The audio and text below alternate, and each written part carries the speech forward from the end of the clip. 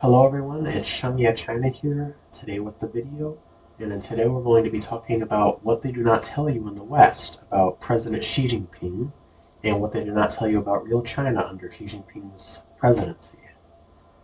So how I'm going to start off this video is giving like a very short rundown of President Xi Jinping, of like the things that he's done in his younger life, and how he got started before he became the General Secretary and the President of the country of China. So as you can see, like in my background here, where we have President Xi basically hanging out with like a lot of like the rural farmers in China back whenever like his, as you know, like his father Xi Jinping used to be a vice premier of the country, but President Xi Jinping, being the man that he is and the type of guy that he is, he went out to like the rural area and he stood out there for a very long time, helping out, and he lived with them, understanding like how they live, understanding their needs, which I feel is extremely important. He stayed out there, I believe it was like a few years, like maybe like 7 years, I believe. And then after that, I'll move the picture over for y'all. As y'all can see in this picture, this is him in Zhengding County as party secretary. And as you can see, like him hanging out with all of like the fellow members of this county, hang out with them, like talking to them, and like what I'm trying to get my point here is I'm trying to show you like number one, how the people around him, how their attitude is towards him. Another thing I'm trying to tell you is like how in China the system's a lot different than the West. So I'm doing like a short breakdown, not only on President Xi Jinping, but I'm also giving y'all a short breakdown like how things work in the government system of China, so that y'all can have like a better understanding whenever y'all see like the news and everything that's going on. Y'all can have like your own opinion, make your own opinion on how things work. So as you see, this is President Xi Jinping as Zhengding County Party Secretary, and you see like him, you know, like having a good time, smiling with everybody, and I believe he was there for a very long time. And then after that, after working for a very long time, he was able to be vice mayor of Xiamen, which is a city in China, which is now very successful, which became very successful under him being the vice mayor there, where he had like a lot of good policies, which helped with the GDP growth, economical growth, and as you can see, like today we know Xiamen for Xiamen Airlines. So that's one of the big things that he was able to implement over there and fix up over there is Xiamen Airlines, where he got like a lot of investment for it, and he worked very hard, which really helped all of like the citizens' lives there in Xiamen and gave them like a really good economy, which I think is very important. Another thing I'm going to show you is like in the next slide, I'm going to show you him in Fuzhou and in Fujian. He was the governor of Fujian later on, and I think this is like another proof. It's like you see like how he started out as like helping out with like the rural farmers in China, being like in the county and stuff, and then he moved his way on to Xiamen as a vice mayor. Then he moved his way on to Fuzhou, and then to being like the governor of Fujian. So like it's like a very like strong process that you have to go through. It's like it's very grindy. It's not like you're like, oh, I want to be president. I have money. Let me become president. No, it doesn't work like that in China. And as you can see, he had a lot of achievements. And the Chinese system is based on achievements and skill and what you've done for the people. That's the only way that you can move on to the next rank. Or like as I could say is like the next like level of government. And then after that, after him working in Fujian for a while, he was able to finally move on to Zhejiang province. Obviously, the picture that I'm showing you is now a more recent picture of him going back to Zhejiang. But what I wanted to show you is how he's looking at like the products of like the local people. He's understanding more about the issues that they have and different things that he can help to fix. So all of these things are all linked together. As you see now, at that time in Zhejiang, he was the provincial party committee secretary. And one of the things that I find very, very important here is that you see, he was able to get to Zhejiang from starting from a county, so he worked his way up. But it doesn't end there. The next thing that he does is he goes to Shanghai and becomes their party secretary. So like he moved up the ranks slowly. It's like it's not like it happened in one day. It took tens and it took decades for him to get to where he is today. So he started off. He went to be the Shanghai party secretary. After being the Shanghai Party secretary, he moved on to be the vice president of China. As y'all do know, he was the vice president of China for a few years, and from his achievements, from being like in all these provinces, governing that many people that he had governed, he finally had the qualifications to be voted on to possibly be president, general secretary, and so on. So after him having the required achievements and having the required amount of governed people that he has governed, he was able to go into like the voting process where basically the committee was all together and they voted on who's going to be the next general secretary, and he was voted in. So now, and that was in 2012 where he was able to become the general secretary and the president of China, which he holds the office until today and hopefully into the future, which I find very important. And I feel like he's done a really great leadership, as you've seen like the growth here in China economically over the past 40 years and everything that's been going on. But as you know, like as of today, he is the general secretary and he's the president. So like we've seen like how he came from the county to the cities and then into like these provinces where he started governing provinces, and he started governing an extremely important city such as Shanghai. And then he became the vice president, and then he finally became the president. I mean, here in the U.S., you can just be like, oh, I have a lot of money, let me become the president. Oh, I have a friend, let me become the president. I mean, that's how it works here in the U.S. I mean, it's kind of crazy. I mean, you have people that have no experience in governing over people, not even understanding the people's issues that are running for president in the United States. I mean, an example of that is Biden. I mean, he's worked in politics for 40, 50 years, but the thing is that he does not understand what the people want. It's not like he went into like the rural areas asking like farmers what could better their lives, or it's not like he was understanding like construction workers or like any of the needs of the people. So that's one of the big differences you see between the U.S. and China. Like for example, you have Trump in the U.S. I'm not talking about any of his policies. But one of the things is that you see like Trump, he was able to become president just because he had a lot of money. That would never happen in China. It's impossible in our system just for you to have money and become president. You have to work hard. You have to have achievements.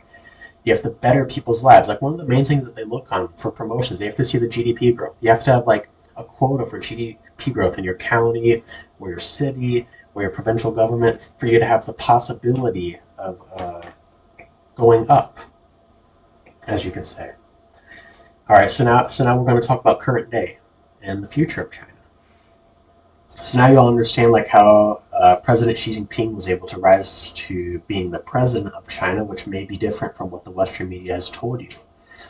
And if y'all would like me to do like a full-on video, I mean, that would probably be like an hour-long video or like an hour and a half-long video. But I could tell y'all like basically President Xi Jinping, like his early life, like how he started, and like basically I could give y'all like key details and like the definite policy that he did in each area, how it worked, his relationship with like his family members, and how they influenced him, and how like the farmers influenced him, how the people influenced him.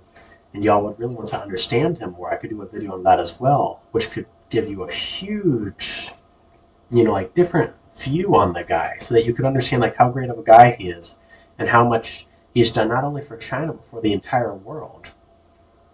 And I think I actually will do that video because I feel like it's very important for me to do that, so that many Americans, just like myself, can understand, a different look at President Xi Jinping, so that they can understand, what's different, and they can understand like how the West has lied to them about a lot of things.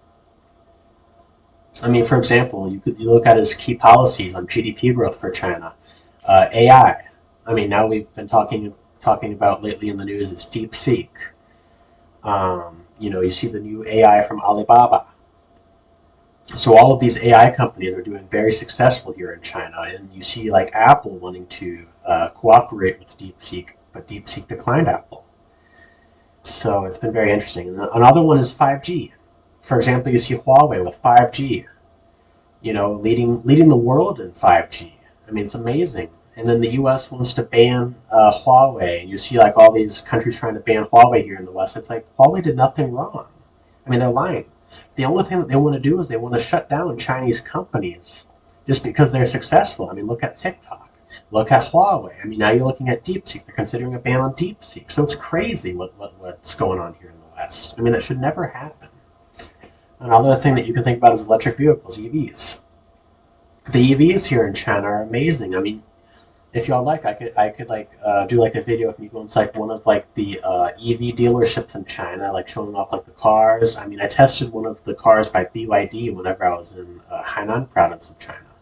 And it was amazing. It's like it can stand in place. It can do like a full 180 turn, a 360 turn just by standing in place. It doesn't have to move around the turn. And it's amazing, like all the technology that goes on with like these EVs in China, and they're trying to and they're banning them. You know, like the U.S. is against them because they're so successful. But the thing is that you look at China now; their green cities are succeeding. You look at Shanghai; basically everyone in Shanghai drives an electric vehicle. I mean, the EV. I mean, even Elon Musk has said it himself. The EV production, the EV process in China is better than anywhere in the world. So this isn't only me saying that; it's Elon Musk as well, who owns Tesla. The Belt and Road Initiative. That's another one. I mean, look at everything that's been going on in Africa and even in European countries and, like in Southern Eastern Asia. A lot of their development, a lot of the money that they've been able to make recently is because of this Belt and Road Initiative that was created, this idea, and basically this whole thing, how it functions, was all created by President Xi Jinping, the man himself, which is amazing. And I think that y'all should research that and y'all could understand it more because the Belt and Road Initiative is not like how the West says. The West will say that they're like debt traps. These are not debt traps. When you're giving a country money in Africa and you're like, all right, we'll take away all of like the interest on the debt and you can keep all the money as well. There's been several cases where China has lended money out to African countries and they're like, you can keep that money. We do not want it back. Because they couldn't pay it back and we were like, all right, you can keep it. I think that's a huge difference between what happens in the U.S. and China. You see the U.S., they go and invade countries like Afghanistan, and like they take all of their oil and gold. I mean, it's terrible the things that have been happening here in the U.S. And we need to fix that. Another thing that y'all can look at under President Xi Jinping's presidency is you can see the military modernization, which is amazing. I mean, anyone that's fascinated by military will understand how strong the Chinese military is now. And it's not only the strength of the technology and the strength of, like, let's say, like the planes, the aircraft carriers or the tanks, but it's the power of the people. The people are willing to fight. They're willing to protect their country, and they're very well trained. And it's amazing. I mean, it's beautiful to see, like a very like young country, very young people loving their country. I mean, it's an amazing thing to see. Another thing that I'd like to talk about is how like President Xi Jinping has talked about the goal by 2035 of China having full-scale modernization. Whether this be due to, let's say, the way that people live and all of that. Like, let's say, like one of the main things that I've seen that President Xi Jinping has completed under his presidency, and he did it very soon, is he got everybody out of poverty. There's not a single person in China that has poverty now because he took everybody out of poverty. He basically eradicated it, which I find is amazing that he made that his main goal. So, and I mean, like a lot of things that he talks about is like he talks about like fixing the toilet situation in China, fixing different issues in China, basically fixing the medical business in China, fixing all of these issues in China that are real issues that are being solved under him. So I believe that that's one of the best things that happens here in the Chinese system. You start out in county, so you understand real issues. It's not like he lived in the city his whole life. He was able to go down to like these small counties, to the smaller cities in China, working his way up to bigger provinces, so that he could see the issues that happen in these smaller cities. And he's like, okay, whenever I get to my new province, I'll make sure that, because of course there's going to be like small cities in your province, right? So he'll be able to be like, okay, we're going to eradicate all these issues in my province, right? And then once he became the president, he's like, I'm going to eradicate all these issues in my whole country. And then he went a step further. He's like, I want to eradicate these whole issues from the whole world. I went through like the Belt and Road Initiative, and basically like the shared project that he has for like the whole world. He's like, we're going to solve all these issues of the whole world together. So that's what we can see as the Chinese dream. It's basically having like the rebirth of the Chinese people. It's as you know, like the Chinese people were basically bullied, enslaved for 100 years, and now with them being able to come back, it's like they need to have a rebirth and they need to rebuild this Chinese dream, which is basically going to happen under President Xi Jinping. And as a Chinese person, you should be proud. I mean, here in America, we don't have any politicians like him. And I'm very jealous of the Chinese to have a politician like President Xi Jinping. And that's why I want more people in the West to understand how the system works in China, because I believe that we should have a similar system here in the United States on requirements and different things. And we can have, like, let's say, like you see in China, it's communism with Chinese characteristics. Well, we could have like a democracy here in the United States with American characteristics. We could change like certain things where we could be like communism with American characteristics. We could change like certain things to work how the Americans like it, where we need like voting, or we need like our gun laws, which are things that Americans care a lot about. We could have it so we could have a system where there would be a leader that's more fit for service, that started off on the lower ranks and worked his way up, or worked her way up. I think that would be a better way for things to work. Another one of the most important achievements under President Xi Jinping's presidency is, I would say, the anti-corruption. As you can see, the anti-corruption and political reform that he has done in China, there's been people that have been arrested at all levels, which is something unlike any other president has done in China. It's like in China, if you're corrupt, you're going to be locked up. I mean, let's be honest here. Here in the United States, how many people know about like how corrupt some of the politicians here in the United States, and nothing's been done about it? I mean, I'm not going to say any names for now, but it's like people can think in their own mind who they think is corrupt. And it's like nothing's getting done. I mean, we could go to the coronavirus. Look at Fauci and the coronavirus. So it's crazy all the things that have been happening here in the West. So that's one of the main things that I love about in China, is that if you're a corrupt official, you're going to be arrested. You're going to be dealt with. And I think that America could learn from President Xi Jinping on this. So I think it's very important. We should learn from it. And it's not like there's only been like 20, 30 people that have been arrested. It's in the millions of officials that have been arrested. And it's not like only the low ranks. You have higher ranking officials in the, the military. You have higher ranking members in every department of China, which is big. It is big. Because you can imagine if someone's corrupt, you're going to have them going at you. They're like, I don't want to be arrested for that, so they're going to try and like fight with you. But this shows the power and the amount of hard work that President Xi Jinping has done for this country and for his people. He's the people's leader. And that's one of the things that's different in China than the US, is that all of the leaders there, they work for the people. The government works for the people. It's not that they work for themselves, they work for the people. So that's why you can see anti-corruption working in China, because the belief and the thing that works is working for the people. So I believe that that's very important. I believe that the United States can learn a lot from that. So I'm going to be making more videos every single day about like different issues around the world in the West, and different things that we can learn about from China.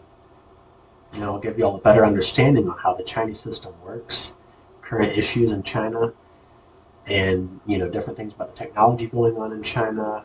If y'all would like to understand like a certain leader of China, or y'all would like to understand certain things on how they work in China, I'd be willing to do a video on that as well. Y'all could go in the comments and tell me what content you would like to hear. And I'm open to do any content in China, or any content. So I'll be expecting y'all's comment. Thanks for watching my video. If you enjoyed, you can subscribe, you can like, and you can leave a comment. Alright, thank you. See y'all next time.